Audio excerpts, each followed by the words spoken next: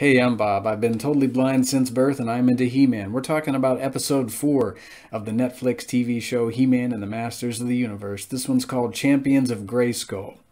There are going to be spoilers ahead, so watch the episode before listening to my thoughts. Now, I'm going to get started. So this episode is one immense battle. The last 3 episodes have had a fair amount of action peppered into the mix of world building and story elements being laid down. But it all culminates in this massive confrontation between the main protagonists and the main antagonists.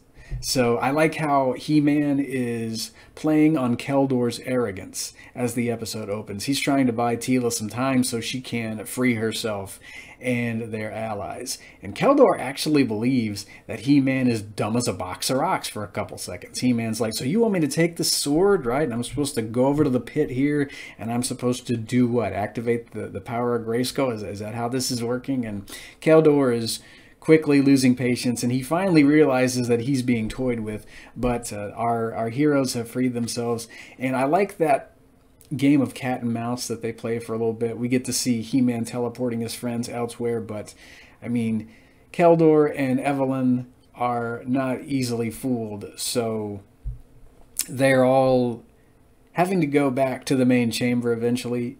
He-Man comes to the realization that he's going to have to reactivate Grayskull in order to get the upper hand. So I like how he does this, but at the same time, I loved seeing the bad guys squabbling among themselves, because Keldor lets Evelyn and Cronus know that he's not sharing the power. And this is who Keldor is. He is selfish, and he's not sharing the power of Grayskull with anybody. It is his to wield as he sees fit, and he's going to keep it all to himself, because of course he is.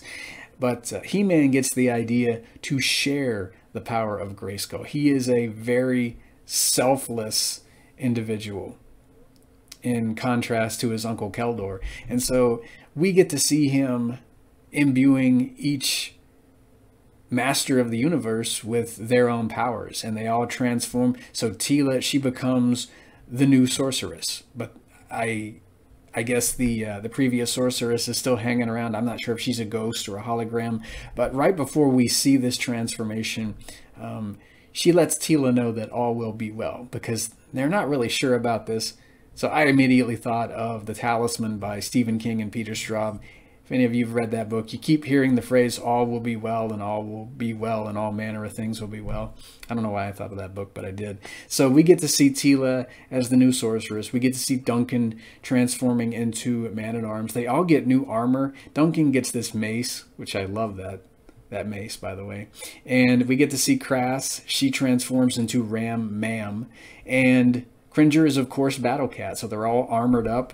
And Keldor just goes right for He-Man, knocks him into the pit, and he jumps right down after him, and everyone is fighting their respective opponent. We get to see Crass and Cringer going up against this Shadow Beast, for lack of a better term. I think the Shadow Beasts were in the 2000X series. Evelyn summons this shadow version of Cringer as Battle Cat. And so then Evelyn goes after the sorceress, the new sorceress. So Ram Mam is trapped in this ball of energy. She can become this Ram Ball, as she calls it, and she's just bouncing around like a pinball, according to the descriptive audio track. And Battle Cat is doing pretty well against the Shadow Beast, or Shadow Battle Cat. And so we have Duncan as Man-at-Arms. He's going up against Cronus. And I had no idea Cronus had this big hammer, but that's what he's flinging around. It's a really interesting fight scene in which we get to learn that Cronus was the previous Man-at-Arms. He was servant to the king. A bit of history there that we got to learn pertaining to Cronus. Pretty interesting piece of his past. So we have Teela and Evelyn, and they're fighting in what the descriptive audio track calls a heaven-like cosmos. They ascend above this column of light, and that's where they're fighting. And I love how Evelyn is just flabbergasted as to how Tila can use magic without using words or her hands. And she's firing this big meteor at Tila, but of course our new sorceress blocks the meteor, and Evelyn is just sent plummeting back to Castle Grayskull. I'm not sure what this background is supposed to be. It's some sort of cosmos, according to the descriptive audio track. I don't know if this is above Grayskull, some other realm entirely. It's a really interesting place in which they were fighting, though. And I like how Battle Cat and Ram Man get the upper hand on the Shadow Beast. Battle Cat does this move, I think it's this lightning strike he does with his claws, and then he flings the Shadow Beast into that column of light, and of course light destroys shadow. My favorite fight was probably between Keldor and He-Man, and Keldor lets his nephew know that he's weak and all this, but I like He-Man's response. He lets him know that the castle may have brought out the best in his friends, but it has brought out the worst in Keldor. And He-Man does this lightning fist that sends Keldor flying out of the pit after they've, dueled with sword and Havoc Scepter, or Havoc Staff, if you like that better. And I think another cool scene that I liked was where Man-at-Arms broke Cronus's jaw with his mace there. So that's how that fight ended. And then we get to see Keldor come to a realization. He realizes that he needs to embrace the Havoc. So, he lets He-Man know that the castle brought out the best in him, but his best is a little different. So he just jams his Havoc staff into that column of light. And this unleashes the big bad we all know and love. One of the best villains, I think, of all time. We get to see that scepter transforming into that familiar ram skull. And I love Ben Diskin's voice as he makes the transition from Keldor to our main villain of season 1 and undoubtedly season 2. And we get to see him jumping down into that pit after he finishes his complete transformation. I don't know if we get to see him right after he transforms. I think he's, it's a bit too bright. Everyone has to look away because it doesn't look too pretty, I'm guessing. I don't know if we got to see that. The descriptive audio track doesn't describe it, but it does describe Keldor using these green streams of energy to grab Evelyn and Cronus, and they just teleport away. It reminded me of Damnation because they're being sucked down into that pit along with Keldor. They don't want to go, and we get to see our heroes transforming back into their normal selves. The coolest scene, though, for me, was at the end of the episode, pretty much, where we get to see Evelyn and Cronus, and they're trying to figure out what happened. And here we have Keldor, and he has a completely different voice, I'm sure, and a completely different look. Probably has that skull face that we all know by now. If we've seen enough incarnations of He-Man, we know who this guy is.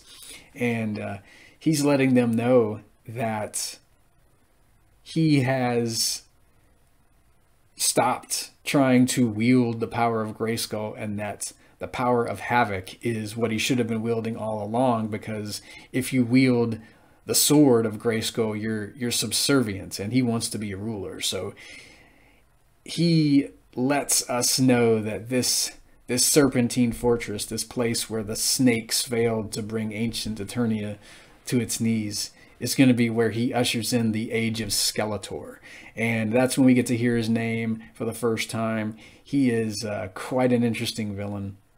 I've always loved Skeletor, no matter the incarnation. When I watched this for the first time in 2021, I missed that reference to this other group of villains that we're probably going to see later on. I won't say too much about the snakes because I don't want to spoil this for anybody who's just getting into the franchise. But yeah, I'm hoping we get to see them in season 2. So of course, we get to see our champions of Grayskull at the end of the episode, and they're trying to decide what to do with the power. They really don't feel like they've won. Adam is not celebrating his uncle supposedly being vaporized along with his minions. He's not sure how to feel. He's not happy. And the voice of the sorceress breaks in. I think we actually get to see her. I'm not sure, but I like how she lets them know that, you know, learning about yourself, knowing yourself is how you become a true master of the universe. And that must entail learning your strengths and your weaknesses, what you need to improve upon, you know, needing to trust your allies and all that. And Adam, he responds with, "Master of the what now?" So that is how the episode ends. And apparently my cat thought I didn't talk about Battle Cat enough, if you can hear him out there. But it was a fantastic episode. I love the reference to those snakes at the end of the episode by Skeletor. And it was just a great villain introduction scene there at the end. It was one fantastic episode. I love all the fight scenes that were going on at the same time, and I love the descriptive audio track that Netflix provides to both this show and Revelation. So that'll do for this Masters of the Universe video. Next time we're going to be talking about episode 5, We Have the Power. So be here for that, and I'll hear you in the next video.